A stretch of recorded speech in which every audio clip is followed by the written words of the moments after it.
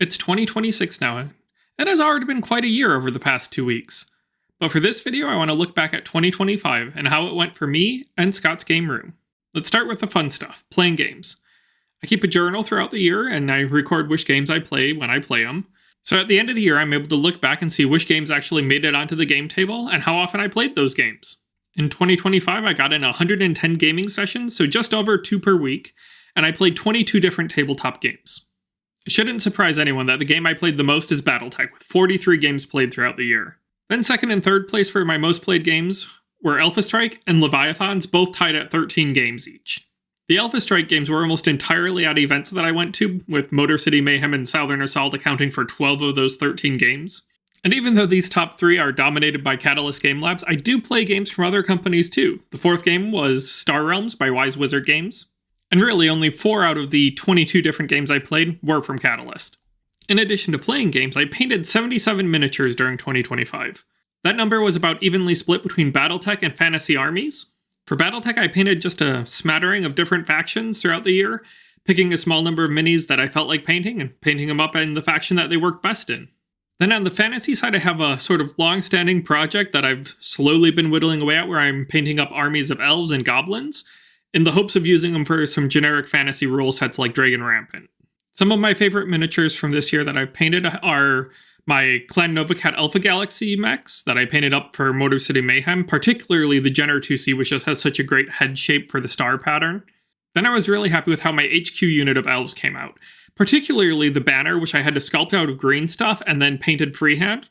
And then my favorite miniature that I finished painting this year is this Ossol for my pirates. I had the idea of making its head into a skull, but I wasn't really sure how it would turn out at first, but I'm really happy with it. I do need to touch this one up though, because something I didn't notice until well after I finished was that all my other pirate mechs have blue cockpits, and this one I did green for some reason, and I think that's just because most of my color schemes I do a green cockpit, but a few, like the pirates, I do different colors. That'll probably be one of my first painting projects of 2026. Then after playing games and painting miniatures, the third aspect of my hobby time is writing for my website and making YouTube videos to share with you all. This year on scottsgameroom.com, I wrote 44 posts. My goal is roughly 1 a week, but I give myself some leeway for taking weeks off on vacation or just otherwise getting too busy with life. So 44 is a number I'm pretty happy with. According to WordPress statistics, during the course of the year, the site had 31,354 visitors and got 70,467 views. That's pretty comparable to the traffic that I got in 2024 as well, which kind of surprised me because I was expecting a dip after one particular post in 2024 drew a lot of traffic. The 3 posts that got the most views on my site in 2025 were Battle Value is Flawed, I Made a Battletech Force Builder, and What is Battle Value? On the YouTube side of things, my goal has been sort of to publish 1 video a month, and in 2025 I fell short with only 9 videos throughout the year, and one of those was for patrons only. Even though I didn't publish as much as I would have liked, the channel did gain 760 subscribers and got 47,000 views and 4,600 hours watched. The most watched videos in 2025 were all battle reports. First place was the Tukia Devil's Bath video, second place was one of the Mech Bay missions from 2024, and then third place was the Trial Possession video from the beginning of this year. YouTube's algorithm definitely seems to like promoting the longer videos over shorter ones like the Solaris 7 battle reports I've been doing this year.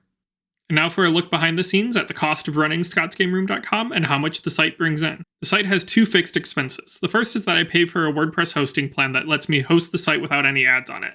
That costs $48 a year. The second is paying for domain names.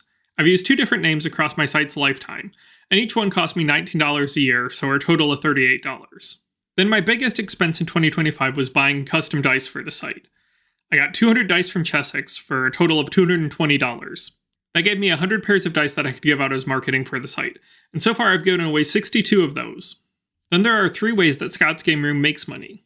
The first is DriveThruRPG affiliate links. These are when I put a link on the site to a DriveThruRPG product, I'm able to include an affiliate ID, and then I get a small portion of whatever sales result from someone clicking those links. In 2025, I got $19.79 as DriveThruRPG credit as a result of that program. The second source of income for the site is YouTube's partner program. This gives me a small amount of money for the ads that are shown on YouTube videos that I post. I earned a total of $128.81 in 2025 as part of that program. And then the third source of income for the site is my favorite because it doesn't involve ads at all, and that's Patreon. fans who want to support my work can give me a few dollars a month on Patreon, and that resulted in a total of $156.73 this year.